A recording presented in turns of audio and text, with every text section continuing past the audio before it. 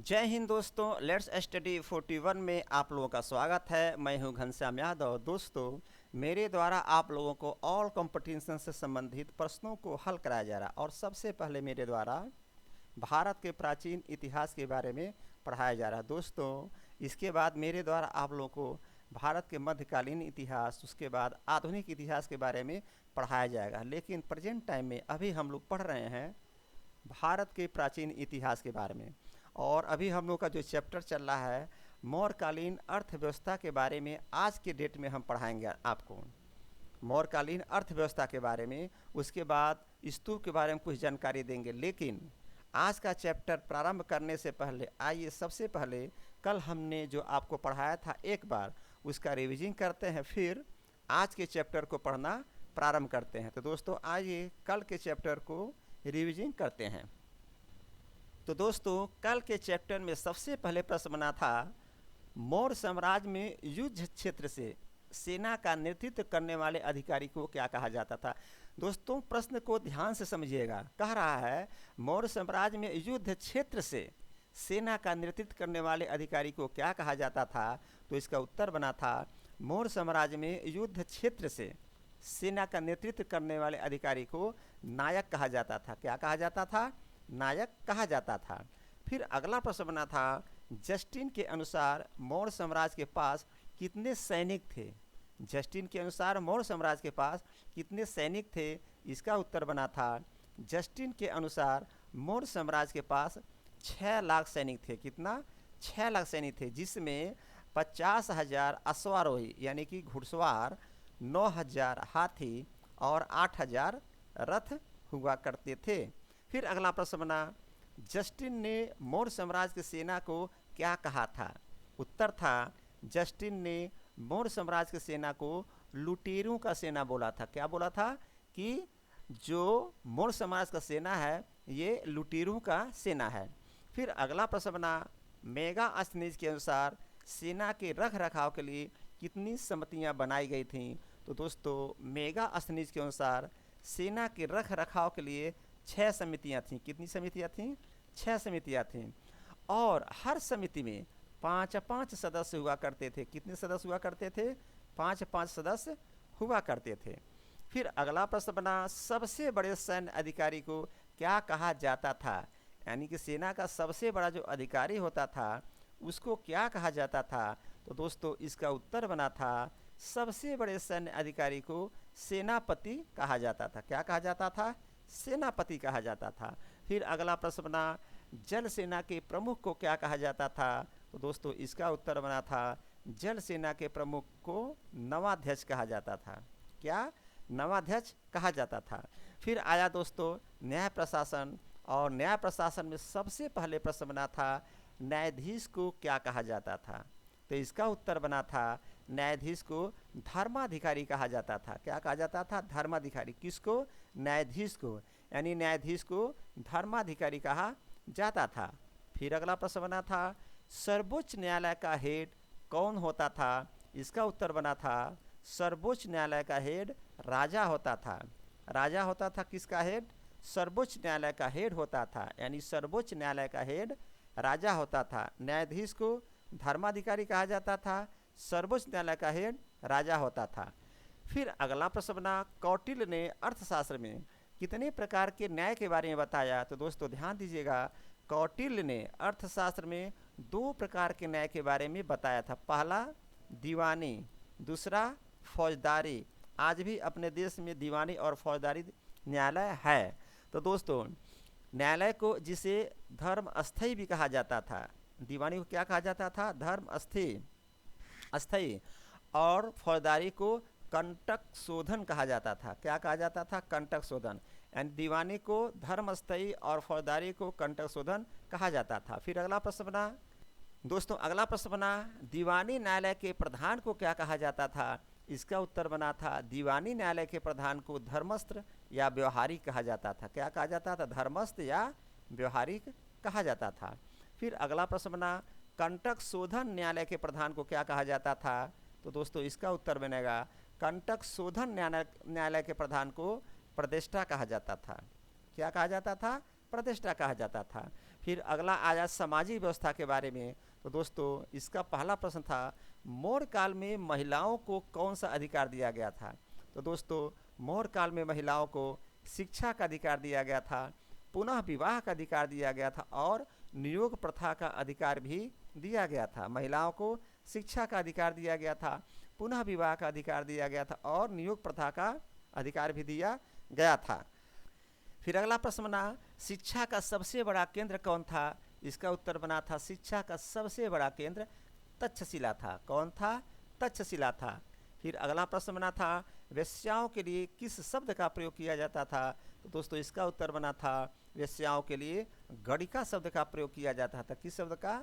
गणिका शब्द का प्रयोग किया जाता था। और इसी से संबंधित अगला प्रश्न बना था, रूपाजीवी वेश्या किसे कहते थे? तो दोस्तों ऐसा वेश्या जो अपने जीवन यापन के लिए रूप का सहारा लेती थी, यानी अपने सौंदर्य रूप का सहारा लेती थी, उसे रूपाजीवी वेश्या कहा जाता था।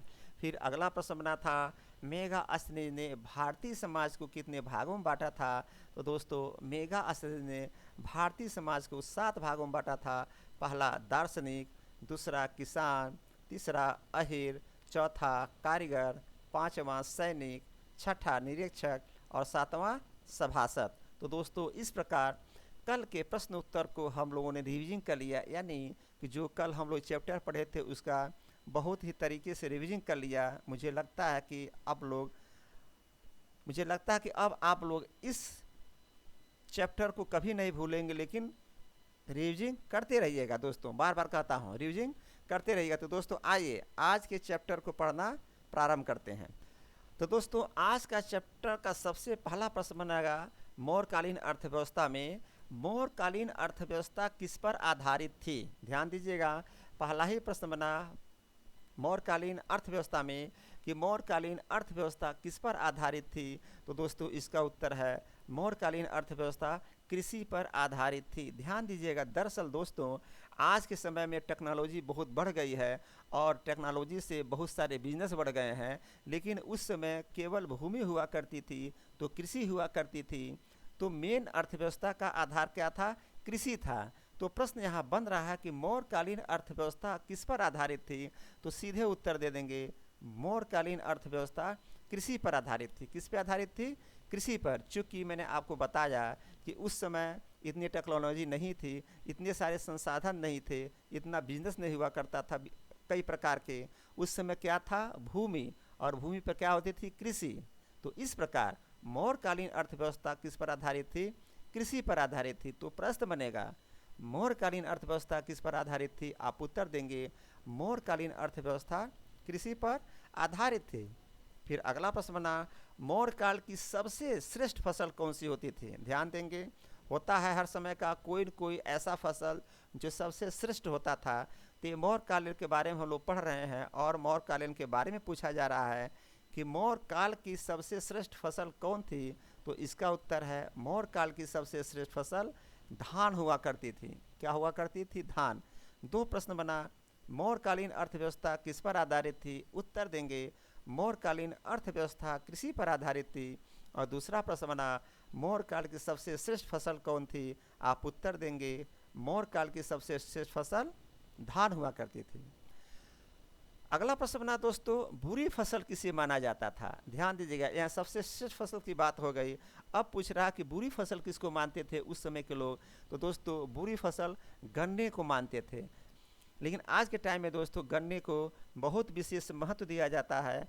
अगर समय से गन्ना बोया जाए और समय से गन्ना मिल पे जाके गिर जाता है तो बहुत ही अच्छा पैसा मिलता है गन्ने से, और गन्ने को महत्व दिया जाता है। थोड़ी सी परेशानी इसलिए होती है, हमारे किसान गन्ना नहीं बोते हैं क्योंकि मिलों का व्यवस्था सुचारू रूप से नहीं है, समय से गन्ना नहीं गिर पाता है और पैसा भी समय से नहीं मिलता है। इसलिए आज के टाइम में लोग गन्ना कम बोना पसंद करते हैं। लेकिन गन्ना बहुत बेहतर फसल है आर्थिक दृष्टि से, लेकिन उस समय गन्ने को बुरी फसल कहा जाता है। प्रश्न आ रहा है, बुरी फसल किसे माना जाता है? तो दोस्तों उत्तर देंगे, बुरी फसल गन्ने को माना जाता था। फिर अगला प्रश्न आया, मौर्य काल का प्रमुख उद्योग क्या था? तो ध्यान दीजिए, मौर्य काल का प्रमुख उद्योग कताई और बुनाई था। कताई और बुनाई बहुत पुराने समय से चलता चला आ रहा है। देखिएगा, कताई और बुनाई बहुत पुराने टाइम से चलता चला आ रहा है। तो यहाँ पर प्रश्न पूछ रहा है कि मौर्य काल का प्रमुख उद्योग क्या था। आप उत्तर देंगे मौर्य काल का प्रमुख उद्योग कताई और बुनाई था। बुरी फसल गन्ना, मौर्य काल का सबसे प्रमुख उद्योग कताई और बुनाई। फिर अगला प्रश्न बना, व्यापार वाणिज्य अधिकारी को क्या कहते थे। व्यापार वाणिज्य अधिकारी को क्या कहते थे।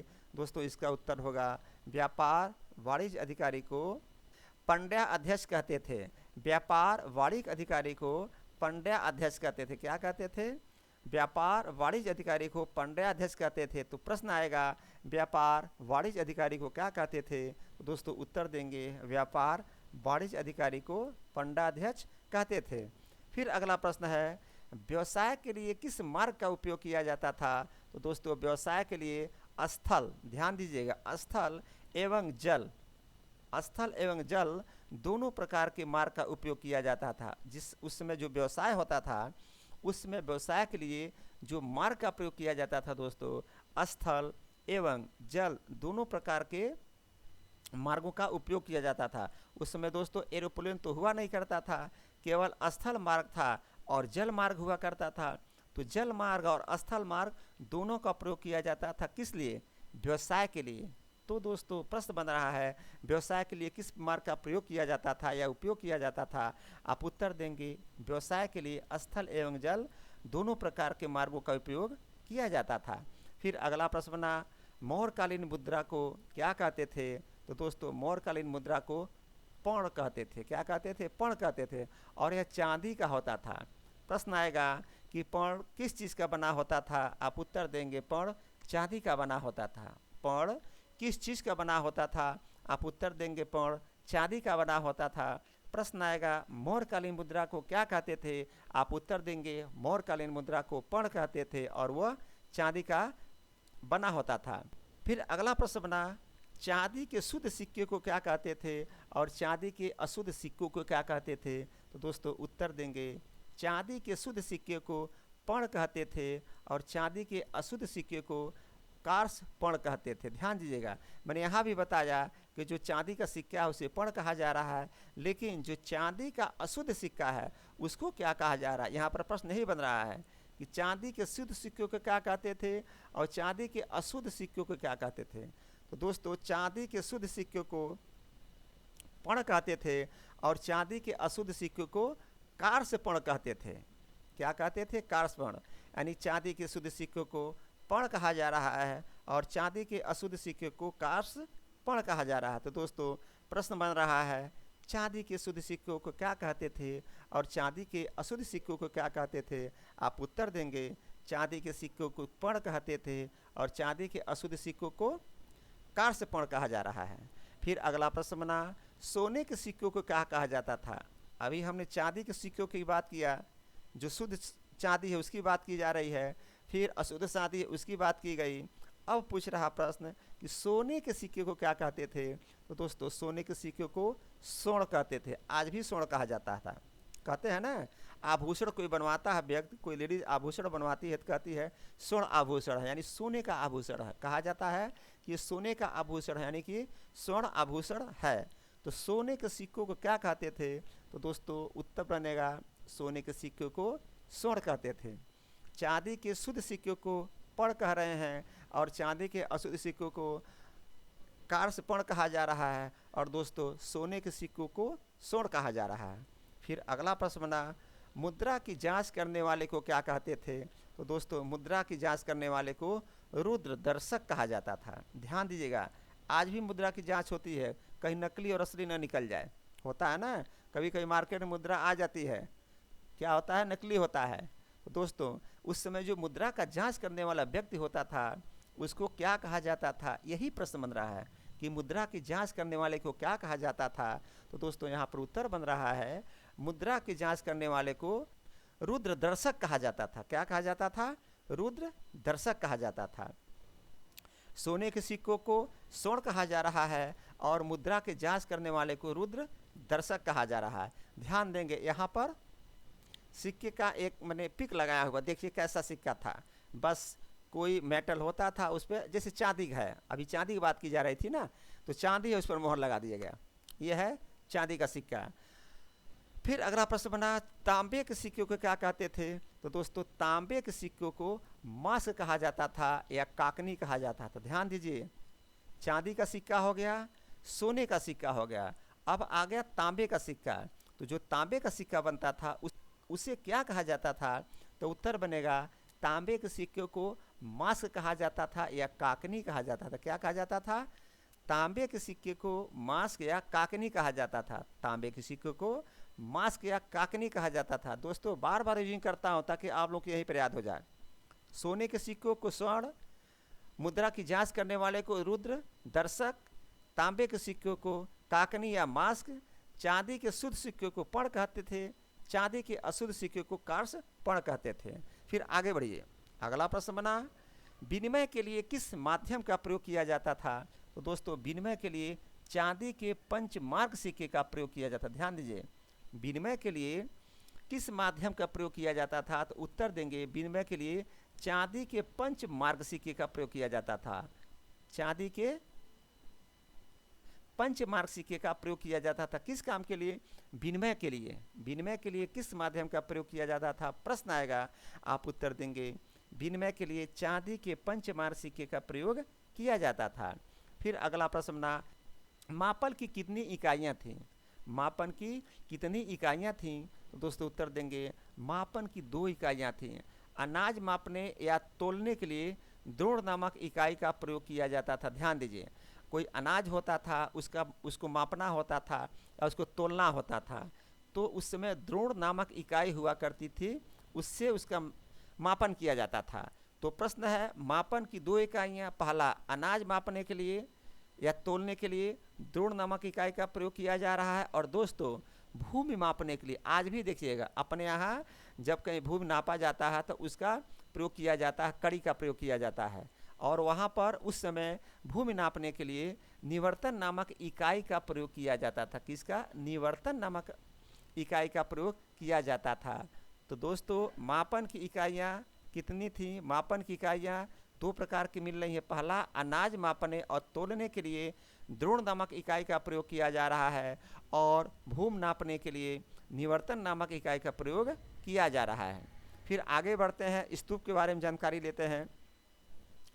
स्तूप किसे कहते हैं? तो दोस्तों यहाँ पर उत्तर है बुद्ध या बौद्ध संतों के स्मृति में उनके शारीरिक अवशेषों के ऊपर बनाए गए निर्माण कार्य को स्तूप कहा जाता है। ध्यान दीजिएगा, आप कभी कुशीनगर गए होंगे, देखे होंगे यहाँ पर स्तूप बना हुआ है।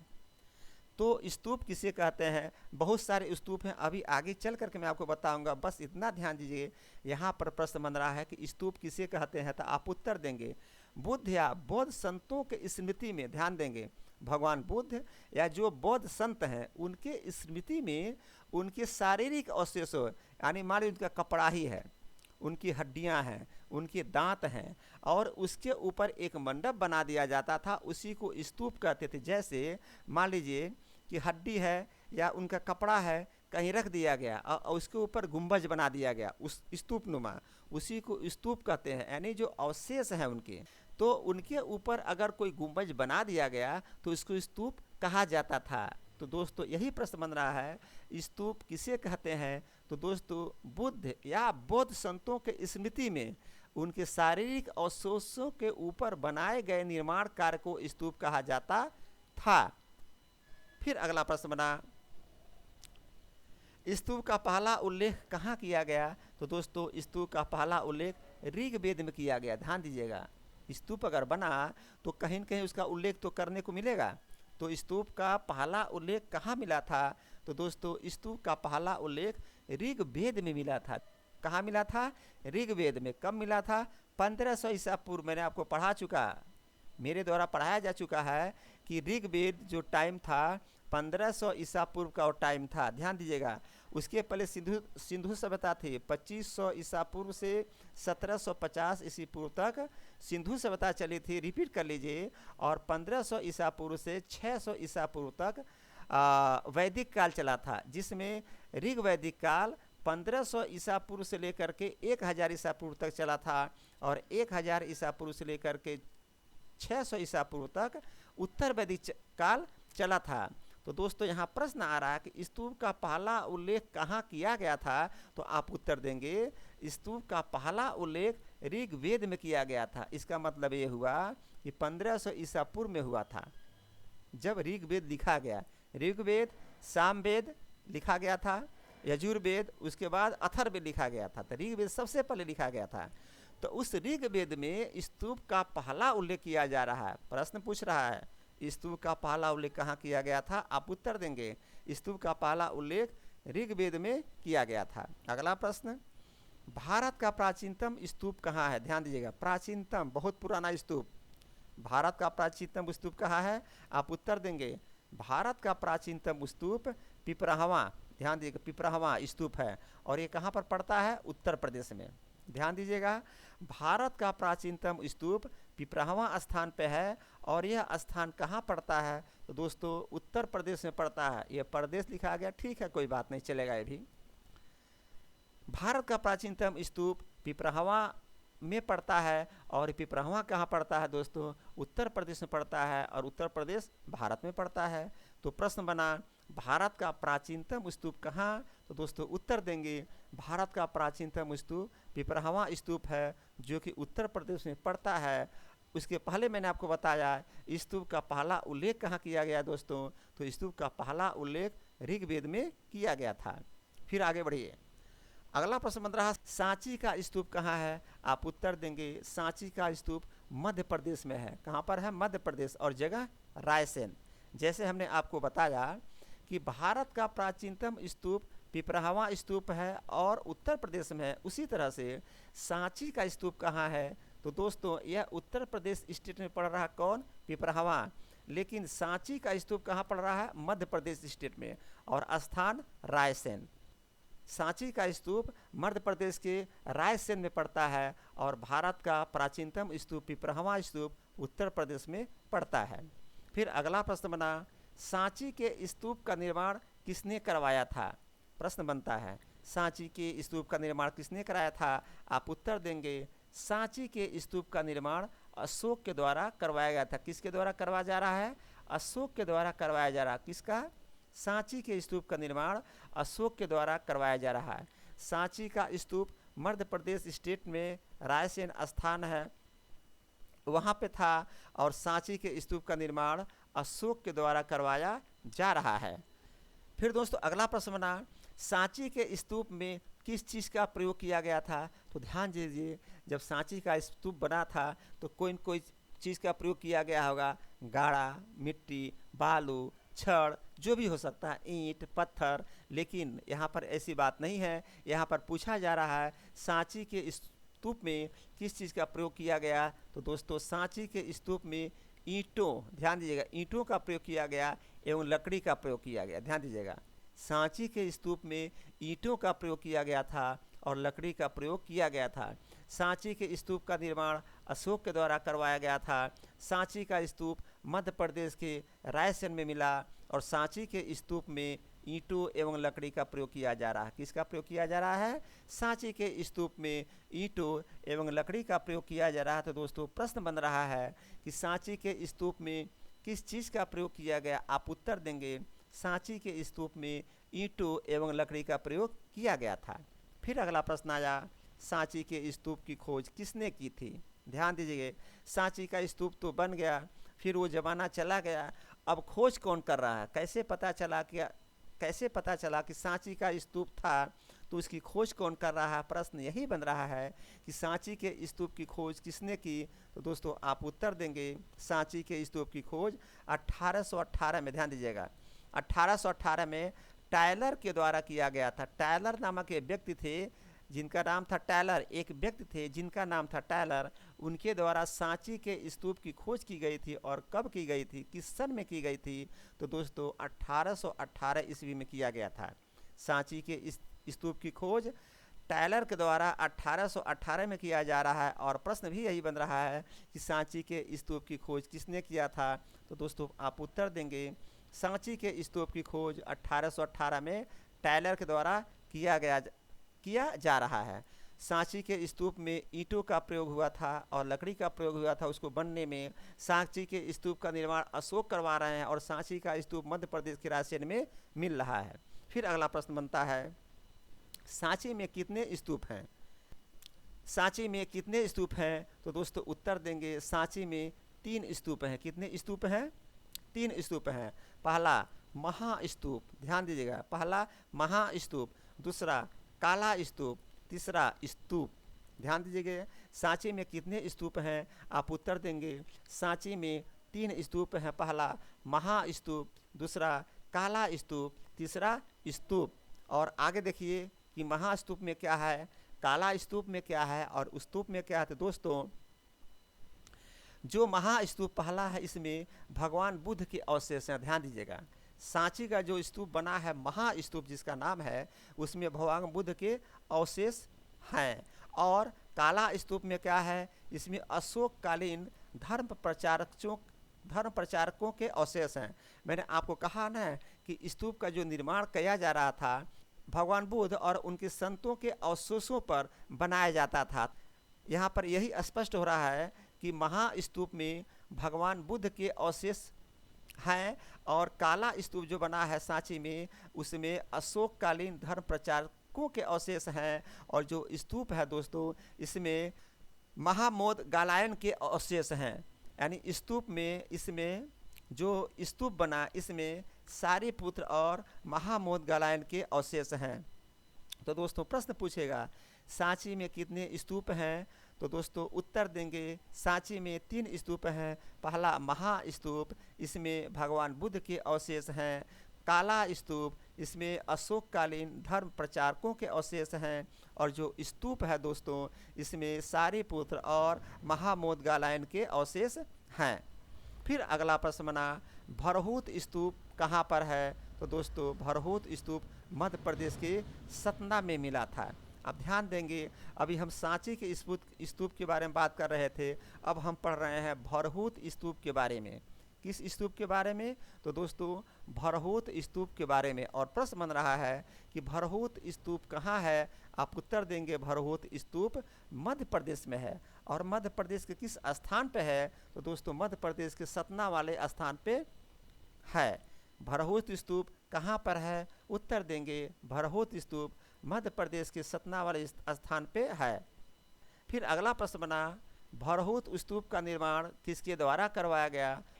भरहूत स्तूप की नींव अशोक के द्वारा रखी गई थी। ध्यान दीजिएगा, प्रश्न पूछ रहा है भरहूत स्तूप का निर्माण किसके द्वारा करवाया गया? आप उत्तर देंगे, भरहूत स्तूप की नींव अशोक के द्वारा रखी गई थी, लेकिन इसको पूरा ब्राह्मण वंशी शासक पुष्यमित्र शुंग के द्वारा किया गया था। ध्यान दीजिएगा, भरहूत स्तूप जब बनना प्रारंभ हुआ तो कौन बनवा रहा था दोस्तों? सबसे पहले इसका नींव अशोक के द्वारा रखी गई, यानी प्रारंभ में इसका निर्माण अशोक के द्वारा किया गया था, लेकिन इसको पूरा करने का काम ब्राह्मण वंशी शासक पुष्यमित्र शुंग के द्वारा किया गया था।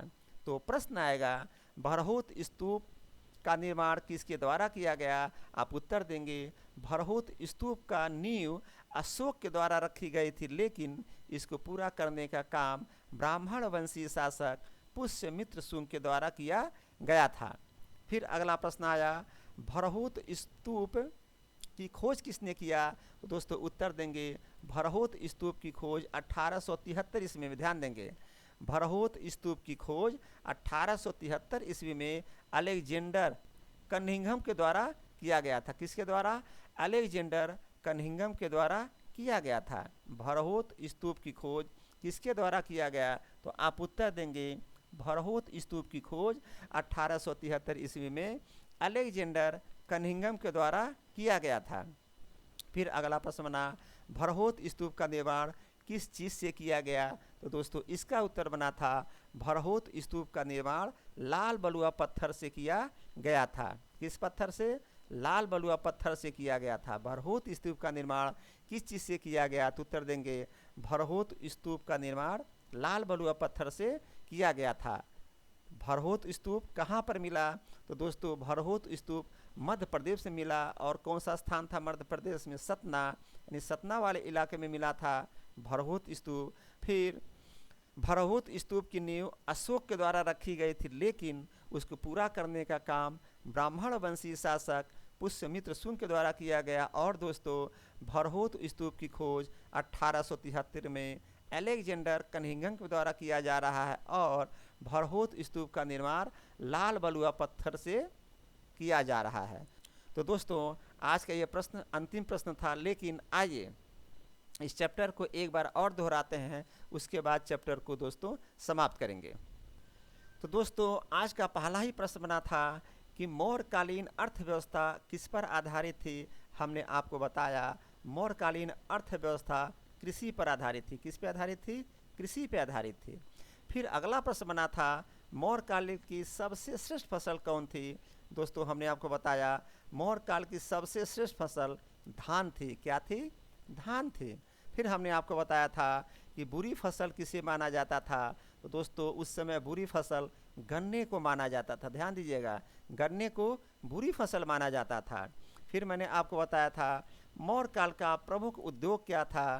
तो दोस्तों, इसका उत्तर बना था मौर्यकाल का प्रमुख उद्योग कताई और बुनाई हुआ करती थी। क्या? कताई और बुनाई मौर्यकाल का प्रमुख उद्योग हुआ करता था। फिर अगला प्रश्न बना था व्यापार यानी वाणिज्य अधिकारी को क्या कहते थे।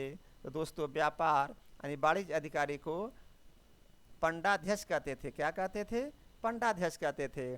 फिर अगला प्रश्न बना व्यवसाय के लिए किस मार्ग का प्रयोग किया जाता था। तो हमने आपको बताया व्यवसाय के लिए स्थल एवं जल मार्ग यानी दोनों का प्रयोग किया जाता था। फिर अगला प्रश्न बना था मौर्यकालीन मुद्रा को क्या कहते हैं। तो दोस्तों, मौर्यकालीन मुद्रा को पर्ण कहते हैं। क्या कहते हैं? पर्ण कहते हैं। और यह चांदी का बना होता था। फिर अगला प्रश्न आया चांदी के शुद्ध सिक्के को क्या कहते थे और चांदी के अशुद्ध सिक्कों को क्या कहते थे। तो हमने आपको बताया चांदी के शुद्ध सिक्कों को पर्ण कहते थे। चांदी के शुद्ध सिक्कों को पर्ण कहते थे और चांदी के अशुद्ध सिक्के को कार्षपर्ण कहते थे। क्या कहते थे? कार्षपर्ण। फिर अगला प्रश्न बना सोने के सिक्कों को क्या कहते थे। तो दोस्तों, इसका उत्तर बना था सोने के सिक्के को स्वर्ण कहते थे। सोने के सिक्के को स्वर्ण कहते थे। फिर अगला प्रश्न बना मुद्रा की जांच करने वाले को क्या कहते थे। तो दोस्तों, मुद्रा की जांच करने वाले को रुद्र दर्शक कहते थे। फिर अगला प्रश्न बना तांबे के सिक्के को क्या कहते थे। तो दोस्तों, तांबे के सिक्कों को मास्क कहते थे या काकनी कहते थे। दो बातें हैं, मास्क एवं काकनी। तांबे के सिक्के को क्या कहते थे? मास्क या काकनी कहते थे। अगला प्रश्न बना था विनिमय के लिए किस माध्यम का प्रयोग किया जाता था। तो दोस्तों, इसका उत्तर बना था विनिमय के लिए चांदी के पंचमार्क सिक्के का प्रयोग किया जाता था। किस चीज़ का? चांदी के पंचमार्क सिक्के का प्रयोग किया जाता था विनिमय के लिए। फिर अगला प्रश्न बना था मापन की कितनी इकाइयाँ थीं। तो दोस्तों, मापन की 2 इकाइयाँ थी। पहला, अनाज मापने या तौलने के लिए द्रोण नामक इकाई का प्रयोग किया जाता था और भूमि नापने के लिए यानी मापने के लिए निवर्तन नामक इकाई का प्रयोग किया जाता था। फिर अगला प्रश्न बना स्तूप किसे कहते हैं। तो दोस्तों, बुद्ध या बौद्ध संतों के स्मृति में उनके शारीरिक अवशेषों के ऊपर बनाए गए निर्माण कार्य को स्तूप कहा जाता है। फिर अगला प्रश्न बना स्तूप का पहला उल्लेख कहाँ किया गया। तो दोस्तों, स्तूप का पहला उल्लेख ऋग्वेद में किया गया, लगभग 1500 ईसा पूर्व में किया गया। ऋग्वेद कब लिखा गया था? 1500 ईसा पूर्व में। तो दोस्तों, स्तूप का पहला उल्लेख ऋग्वेद में किया गया।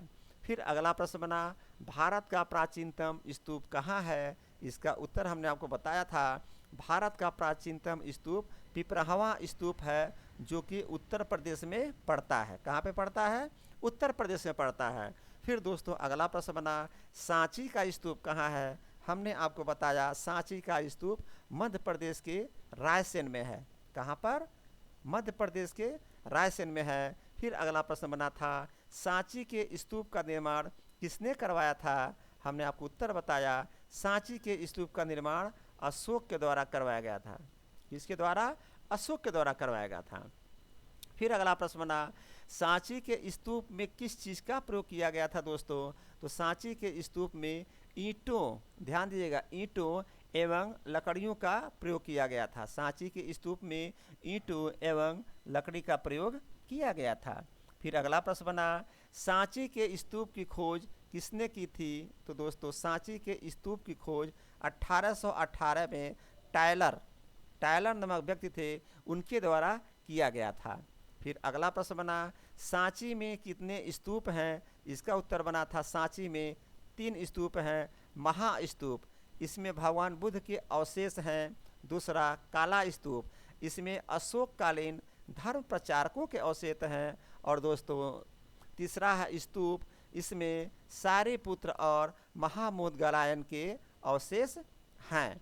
फिर अगला प्रश्न बना, भरहुत स्तूप कहाँ पर है? तो दोस्तों भरहुत स्तूप मध्य प्रदेश के सतना वाले इलाके में है। फिर भरहुत स्तूप का निर्माण किसके द्वारा करवाया गया था? इसका उत्तर बना था भरहुत स्तूप का निर्माण भरहुत स्तूप का नींव अशोक के द्वारा रखा गया था दोस्तों, लेकिन इसको पूरा करने का काम ब्राह्मण वंशीय शासक पुष्यमित्र शुंग के द्वारा किया गया था। फिर अगला प्रश्न बना, भरहुत स्तूप की खोज किसने किया था? इसका उत्तर बना था भरहुत स्तूप की खोज 1873 में, ध्यान दीजिएगा 1873 में अलेक्जेंडर कनिंघम के द्वारा किया गया था। फिर अगला प्रश्न बना, भरहुत स्तूप का निर्माण किस चीज़ से किया गया था? तो दोस्तों इसका उत्तर था भरहुत स्तूप का निर्माण लाल बलुआ पत्थर से किया गया था। कैसे किया गया था? तो दोस्तों भरहुत स्तूप का निर्माण लाल बलुआ पत्थर से किया गया था। ध्यान देंगे ये जो भरहुत स्तूप है उसी का पिक लगाएं हम। यहाँ पर जो भरहुत स्तूप है देखिए लाल बलुआ पत्थर से इसका निर्माण किया गया था। तो लास्ट प्रश्न बना था, तो दोस्तों लास्ट प्रश्न बना, भरहुत स्तूप का निर्माण किस चीज़ से किया गया? आप उत्तर देंगे भरहुत स्तूप का निर्माण लाल बलुआ पत्थर से किया गया था।